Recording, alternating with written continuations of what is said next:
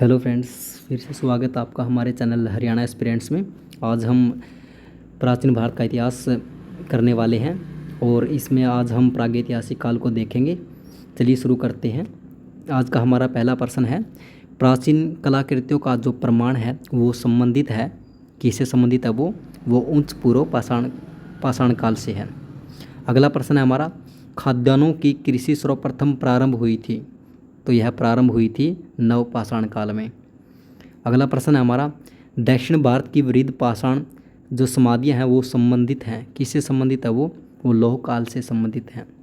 अगला प्रश्न है हमारा, भारत में मानव का सर्वप्रथम साक्ष्य कहाँ मिलता है? तो वह मिलता है नर्मदा घाटी में। अगला प्रश्न है हमारा, निम्न पूर्व पाषाण काल के मानव के बारे में निम्नलिखित में से कौन सा तथ्य सही है? तो वो तथ्य है वह कौर उपकरणों का प्रयोग करता था। अगला प्रश्न है हमारा, सिहावल एक पूरा स्थल है, तो वह स्थल है निम्न पूर्व पाषाण संस्कृति का। अगला प्रश्न है हमारा, लंबवत पुरातात्विक उत्खनन के द्वारा किसी संस्कृति के इनमें से किस पक्ष का विशेष ज्ञान होता है? तो वो होता है संस्कृति के कालमापन का। अगला प्रश्न है हमारा, मध्य प्रदेश में प्रागैतिहासिक शिलाचित्र कहाँ पाए जाते हैं? तो वो पाए जाते हैं भीमबेटका में। अगला प्रश्न हमारा, अल्मोड़ा के निकट लखू ओडियार पर लाल रंग से उकेरी गई जो मानव आकृतियाँ हैं वह मिली हैं और वे किस काल की हैं? तो वे हैं पाषाण काल की। अगला प्रश्न है, राख का टीला निम्नलिखित किस नवपाषाणिक स्थल से संबंधित है? तो वो है संगनकल्लू से। अगला प्रश्न हमारा, वृद्ध पाषाण स्मारकों की पहचान की गई है, तो वो की गई है मृतक को दफनाने के स्थानों के रूप में। अगला प्रश्न है हमारा, निम्नलिखित में से किसे फलक संस्कृति कहा गया है? तो वो कहा गया है मध्य पूर्व पाषाणकालीन संस्कृति को ही फलक संस्कृति कहा गया है। अगला प्रश्न है हमारा, मानव समाधानों में कुत्ते दफनाए गए थे, तो ये कहाँ पर मिले हैं? बुर्ज होम में। अगला प्रश्न हमारा, बुर्ज होम के नवपाषाणकालीन जो शवादान हैं उनमें मनुष्यों के साथ किस पालतू जीव को दफनाने की प्रथा प्रचलित थी? तो इसका हमारा आंसर होगा कुत्ता। अगला प्रश्न है हमारा, भारत में व्यवस्थित कृषि का प्राचीनतम प्रमाण कहाँ से प्राप्त होता है? तो वो होता है मेहरगढ़ से। अगला प्रश्न है, भारतीय उपमहाद्वीप में कृषि के प्राचीनतम साक्ष्य प्राप्त हुए हैं, तो वो प्राप्त हुए हैं मेहरगढ़ से। अगला प्रश्न है, उस स्थल का नाम बताएं जहाँ से प्राचीनतम स्थायी जीवन के प्रमाण मिले हैं? तो ये प्रमाण मिले हैं मेहरगढ़ से। अगला प्रश्न है, मध्य पाषाणिक प्रसंग में पशुपालन के प्रमाण जहाँ मिले हैं वह स्थान है? तो वह स्थान है आदमगढ़। अगला प्रश्न है, निम्नलिखित में से किस क्षेत्र में चावल के उत्पादन के प्राचीनतम साक्ष्य मिले हैं? तो वो मिले हैं बेलन घाटी में। अगला प्रश्न है, उच्च पूरा पाषाण युगीन हड्डी की बनी मातर देवी की जो प्रतिमा है वो कहाँ से प्राप्त हुई है? तो वो प्राप्त हुई है बेलन घाटी, उत्तर प्रदेश। अगला प्रश्न है हमारा, भारत में प्रागैतिहासिक मानव का प्राचीनतम जीवाश्म निम्नलिखित में से किस स्थान से मिला है? तो वह मिला है हाथनोरा से। अगला प्रश्न है हमारा, निम्नलिखित में से किस मध्य पाषाणिक स्थल से हड्डी के बने आभूषण प्राप्त हुए हैं? तो वह प्राप्त हुए हैं महदहा से। अगला प्रश्न हमारा, हड्डी से निर्मित आभूषण भारत में मध्य पाषाण काल के संदर्भ में प्राप्त हुए हैं, तो वो प्राप्त हुए हैं महदहा से। अगला प्रश्न हमारा, विंध्य क्षेत्र के किस शिलाश्रय से सर्वाधिक मानव कंकाल मिले हैं? तो वह मिले हैं लेख हिया से। अगला प्रश्न हमारा, गंगा के मैदान में मानव बस्ती का जो प्राचीनतम अवशेष है वो कहाँ मिलता है? तो वह मिलता है कालपी से। अगला प्रश्न है, किस स्थल पर काले तथा लाल मृद भांडों की जो स्तरीय स्थिति है को OCP तथा PGW के मध्य सर्वप्रथम पहचाना गया था? तो वह पहचाना गया था अंतरजी खेड़ा। अगला प्रश्न है, इनाम गांव भारत के किस राज्य में स्थित है? तो वह स्थित है महाराष्ट्र में, इनाम गांव। अगला प्रश्न है, निम्नलिखित में से कौन सा सही सुमेलित नहीं है? तो वह है कायथा कर्नाटक, सही सुमेलित नहीं है। अगला प्रश्न है, भारत के किस स्थल की खुदाई से लौह धातु के प्रचलन के प्राचीनतम प्रमाण मिले हैं? तो वह मिले हैं अंतरजी खेड़ा से।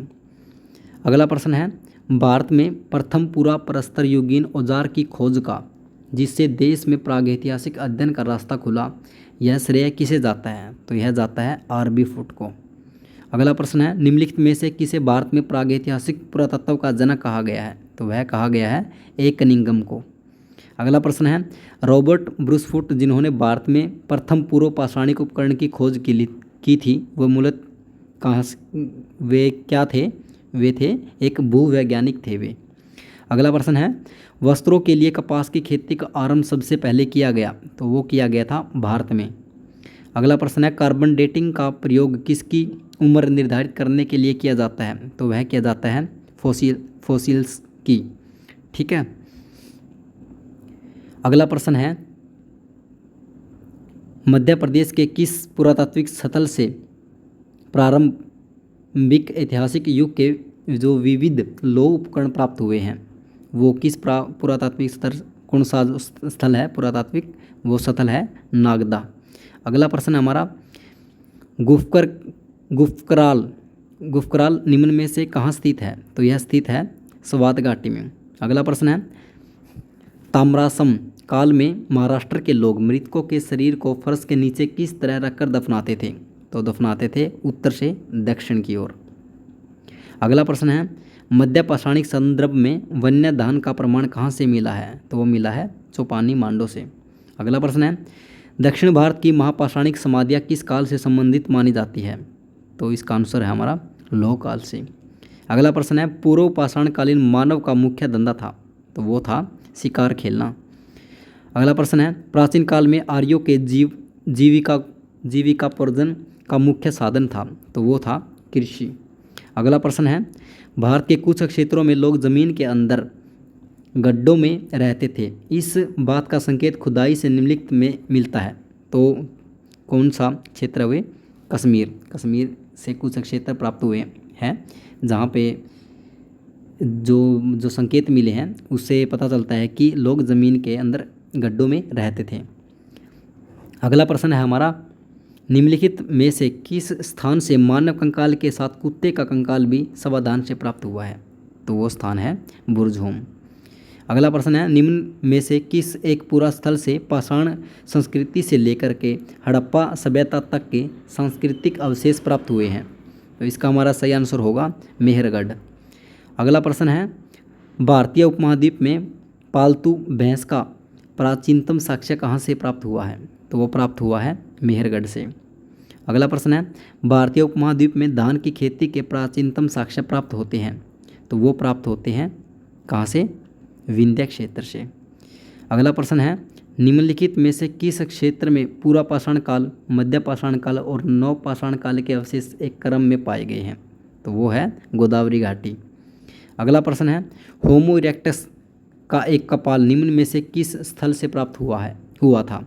तो वो प्राप्त हुआ था नर्मदा घाटी में अथनोरा से। अगला प्रश्न हमारा, एक ही कब्र से 3 मानव कंकाल निकले हैं? तो वो निकले हैं दमदमा से। अगला प्रश्न है, नवदातोली किस राज्य में अवस्थित है? तो यह अवस्थित है मध्य प्रदेश में। अगला प्रश्न है हमारा, पाषाण उपकरण निर्माण का एक केंद्र ईसामपुर निम्न में से किस राज्य में स्थित है? तो यह स्थित है कर्नाटक में। अगला प्रश्न है, कोपेनहेगन संग्रहालय की सामग्री से पाषाण, कांस्य और लोह युग का त्रियुगीय विभाजन किया था? तो किसने किया था? थॉमसन ने।